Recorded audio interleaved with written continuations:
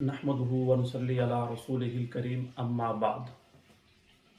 नाज़रीन किराम, आज 14वें पारे का खुलासा इंशाअल्लाह आपकी खिदमत में पेश किया जाएगा। 14वें पारे की इब्तिदा सूरह हिज्र से होती है। अऊज़ु बिल्लाहि मिनश शैतानिर रजीम, बिस्मिल्लाहिर रहमानिर रहीम, अलिफ लाम रा, तिल्का आयातुल किताबि व क़ुरआनिम मुबीन, रुब्बमा यवद्दुल्लज़ीना कफ़रू लौ कानू मुस्लिमीन। हिज्र कहते हैं कौम समूद की जो बस्तियां थी उन्हें, कौम समूद की बस्तियों को हिज्र कहा जाता था और उस कौम को अस्हाबुल हिज्र। और चूँकि इस कौम का तज़किरा है इस सूरत में, तो उस मुनासबत से इसका नाम भी सूरह हिज्र है। इसकी इब्तिदा में अल्लाह ताला बताते हैं कि इन्ना नहनु नज़्ज़लना ज़िक्रा व इन्ना लहू लहाफ़िज़ून। इस कुरान मजीद को हमने ही नाजिल किया है और इसकी हिफाजत भी हमारे ज़िम्मा है। क्योंकि इससे पहले की जो किताबें थी और इससे पहले के जो अम्बिया थे आप सल्लल्लाहु अलैहि वसल्लम से पहले के, वो मखसूस इलाक़ों या मखसूस अक़वाम की तरफ आते थे। उनकी शरीयत हमेशा हमेशा के लिए नहीं थी, चुनाचे उसकी हिफाजत का इंतज़ाम भी नहीं किया गया। लेकिन ये शरीयत और ये कुरान चूँकि हमेशा हमेशा के लिए है, इस वजह से अल्लाह ताला ने इसकी हिफाजत अपने ज़िम्मा ली है। तो अल्लाह ताला फरमा रहे हैं कि इसको हमने ही नाजिल किया है और इसकी हिफाजत हमारे ज़िम्मा है। और फिर इसकी शुरू में फरमाया रुब्बमा यवद्दुल्लज़ीना कफ़रू लौ कानू मुस्लिमीन, कि जो लोग इस कुरान पर ईमान नहीं लाते अनकरीब वो तमन्ना करेंगे काश वो इस पर ईमान ले आते। फिर अल्लाह ताला ने फरमाया ज़रहुम यअकुलू व यतमत्तउ व युल्हिहिमुल अमलु फसौफ यअलमून। आप सल्लल्लाहु अलैहि वसल्लम को हुक्म है कि आप इनको छोड़ दीजिए, ये खाते रहें और ये लज्जतें उठाते रहें और इनकी लंबी लंबी जो उम्मीदें हैं वो इनको गाफिल किए रखें और अनकरीब ये जान लेंगे। इसे मालूम होता है कि सिर्फ कमाना, खाना पीना और लंबी लंबी उम्मीदें बांध के रखना, इस तरह ज़िंदगी गुजारना ये मुसलमानों का शेवा नहीं है, गैर मुस्लिमों का ये तरीक़ाकार है। इसके बाद आगे अल्लाह ताला फरमा रहे हैं कि चूँकि आप सल्लल्लाहु अलैहि वसल्लम को मुशरिकीन काहिन और मजनून भी कहते थे, तो अल्लाह ताला ने आगे उसकी हकीकत भी बयान फरमा दी कि ये क्या चीज़ है। फरमाया कि वलक़द जअलना फ़िस्समाइ बुरूजन व ज़य्यन्नाहा लिन्नाज़िरीन व हफ़िज़नाहा मिन कुल्लि शैतानिर रजीम इल्ला मन इस्तरक़ अस्समअ फ़अतबअहु शिहाबुम मुबीन।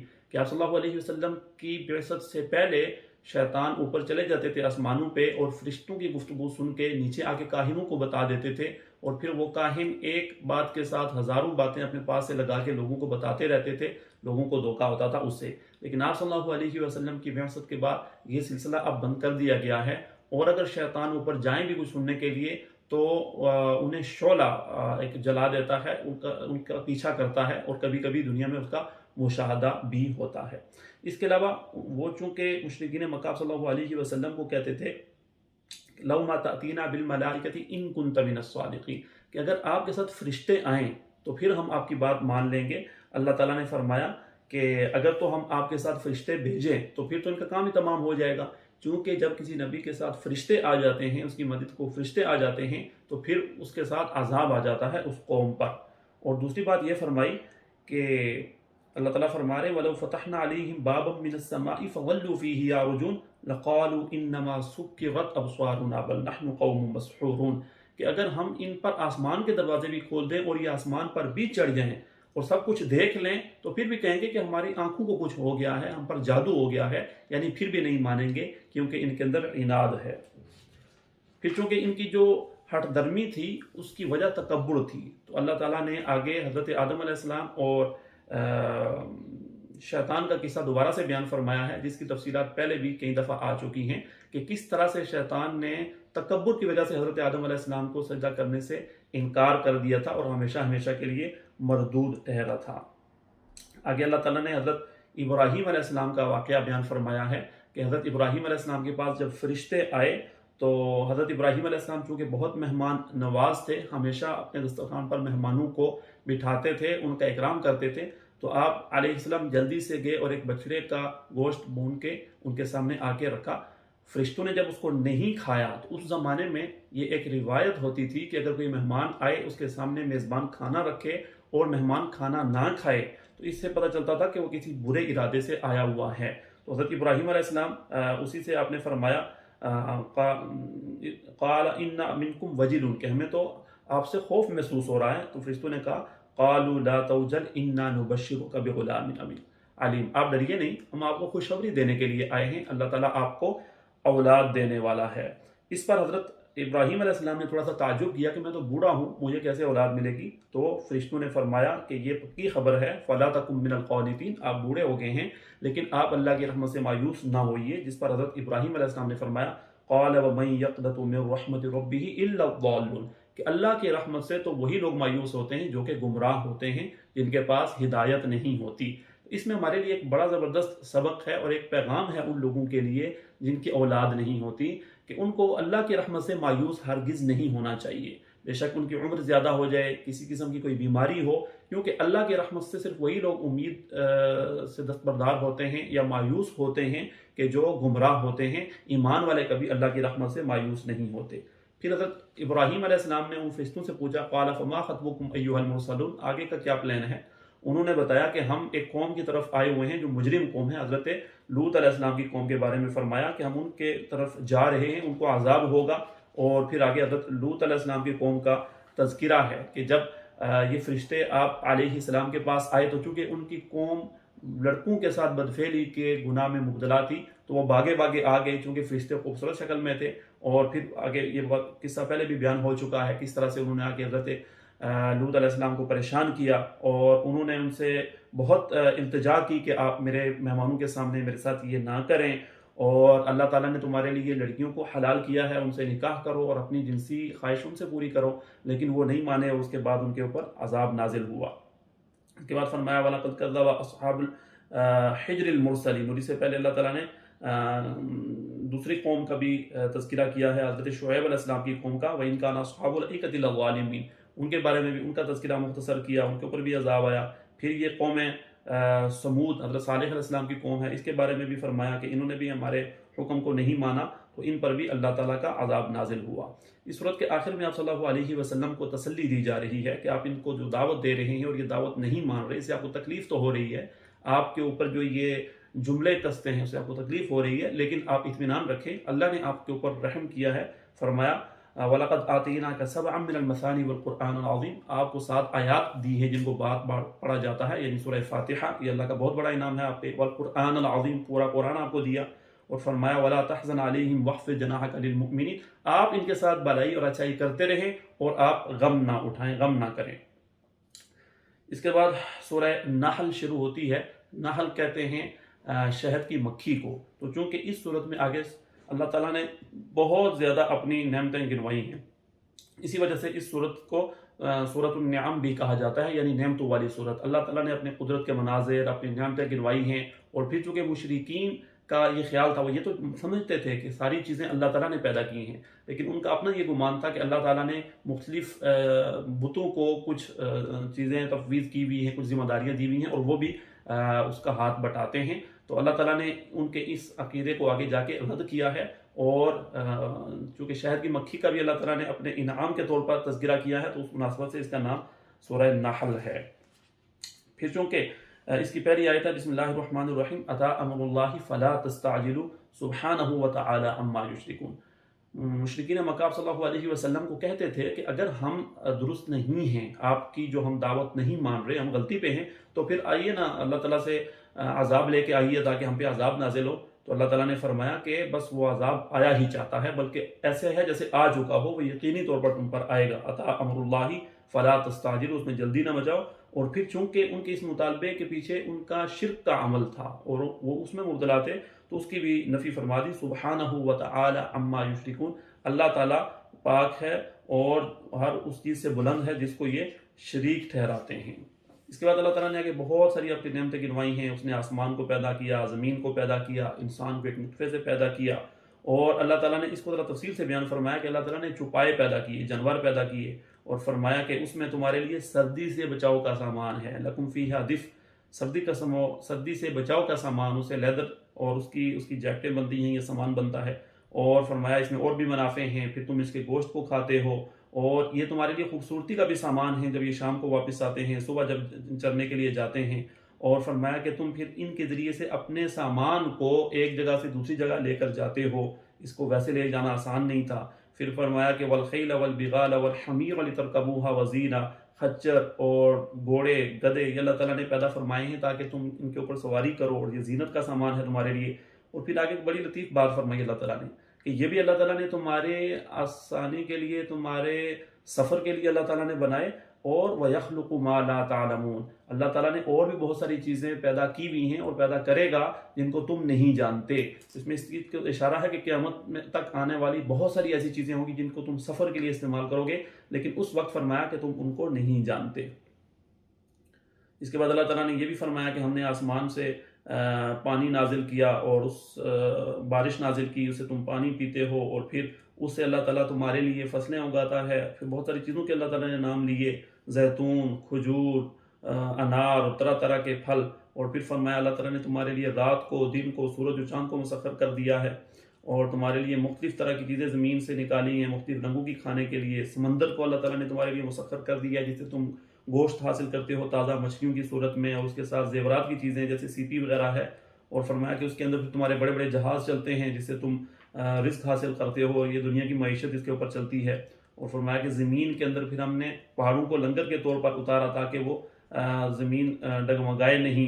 हमने चांद सितारे पैदा किए। इस तरह अल्लाह ताला ने अपनी बहुत सारी आगे नेमतों का इसमें तज़किरा फरमाया है।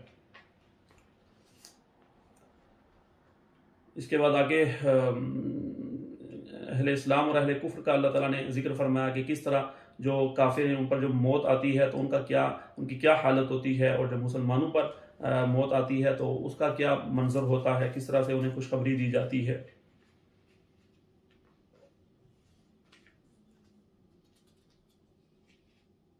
इसके बाद आगे अल्लाह ताला ने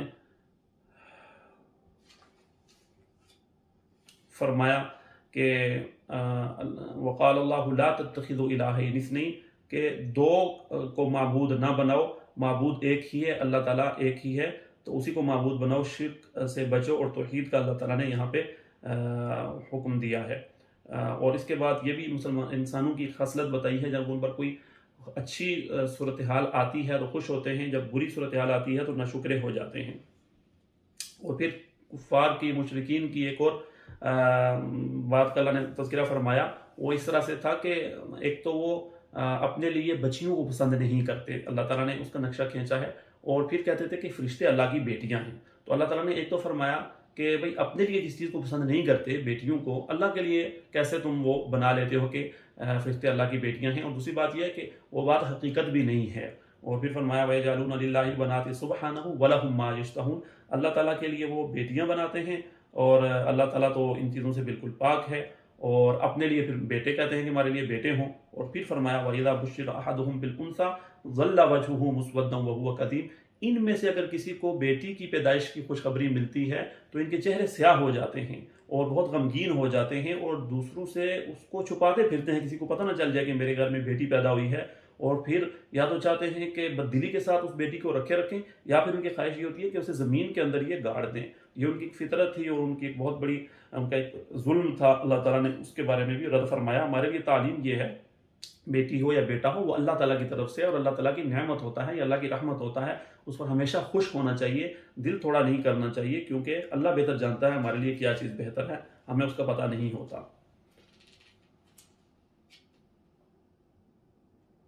फिर आगे अल्लाह ताला ने अपनी मज़ीद नेमतों का तज़किरा फरमाया और बड़ी खूबसूरत बात फरमाई, व इन्ना लकुम फिल अनआमि लइब्रा नुस्क़ीकुम मिम्मा फ़ी बुतूनिही मिन बैनि फ़रसिन व दमिन लबनन ख़ालिसन साइग़न लिश्शारिबीन। अल्लाह ताला ने अपनी कुदरत पर गौर करने की दावत दी है कि देखो जानवर हैं, अल्लाह ताला फरमा रहे हैं छुपाए हैं, इसमें तुम्हारे लिए बड़ी इबरत है, सामान है इबरत का। वो कैसे कि देखो कि इनके पेट के अंदर गोबर भी है और खून भी है, दोनों नापाक चीज़ें हैं, लेकिन अल्लाह ताला उसके दरमियान से तुम्हारे लिए साफ़ सुथरा दूध निकालता है जो तुम्हारे लिए काम आता है, तुम उसको पीते हो।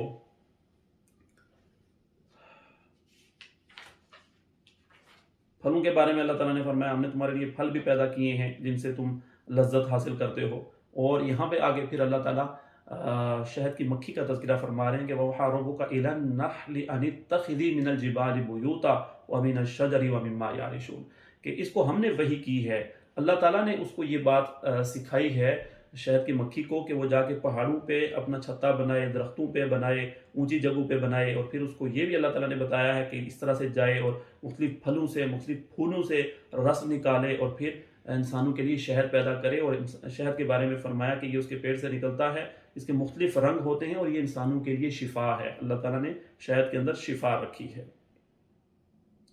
پھر آگے اللہ تعالیٰ نے انسان کی پیدائش کے بارے میں بتایا کہ اللہ تعالیٰ نے تمہیں جوڑے سے پیدا کیا، پھر تمہارے اللہ تعالیٰ نے جوڑے جوڑے بنائے اور پھر تمہیں اولاد دی، پھر اولاد کی اولاد پوتے، یہ سب اللہ تعالیٰ کی نعمتیں ہیں، اللہ تعالیٰ ان کو گنوا رہے ہیں۔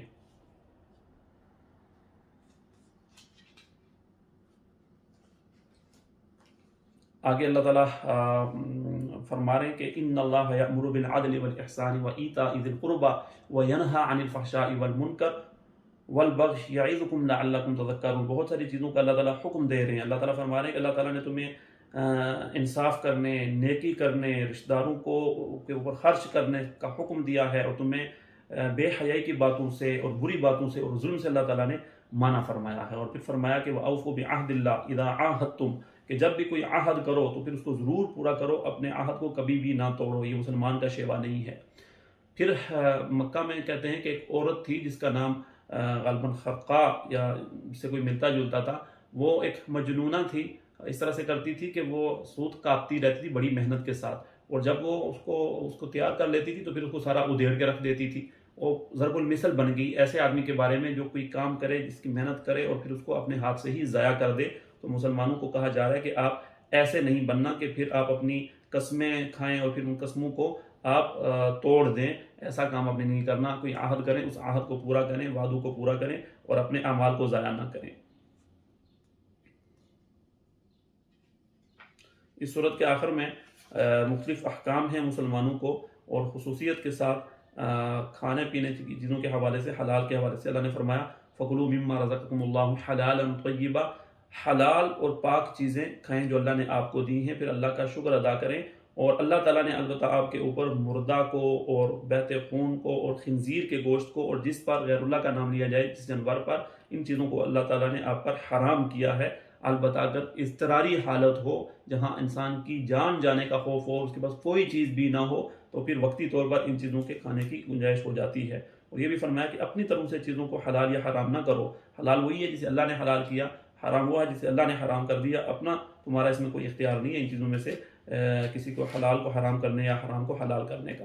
آخر میں حضرت ابراہیم علیہ السلام کا تذکرہ فرمایا، اور آپ صلی اللہ علیہ وسلم کو اور بھی سارے آپ کے بعد مسلمانوں کو بھی دعوت کا اسلوب بھی سکھا دیا۔ ادعو الی سبیل ربک بالحکمت والموعظۃ الحسنہ، کہ اچھے طریقے سے اللہ تعالیٰ کی طرف لوگوں کو بلاؤ، دعوت دو اور حکمت اور بصیرت سے کام لو، اچھے طریقے سے، اچھے انداز سے، اچھے الفاظ کے دوسروں کو دعوت دو۔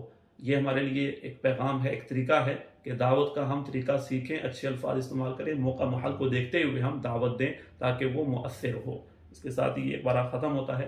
اللہ تعالیٰ سے دعا ہے جو کچھ کہا اللہ تعالیٰ اس کو سمجھنے، اس پر عمل پیرا ہونے کی توفیق عطا فرمائے، اور جو کوئی کہنے میں غلطی کوتاہی ہوئی ہو اللہ تعالیٰ وہ معاف فرمائے۔ وآخر دعوانا ان الحمدللہ رب العالمین۔ اگر آپ کو ہماری ویڈیو پسند آئی ہے تو ویڈیو کو لائک کریں، چینل کو سبسکرائب کریں اور بیل آئیکن پر ضرور کلک کریں تاکہ ہر آنے والی ویڈیو آپ کو بر وقت ملتی رہے۔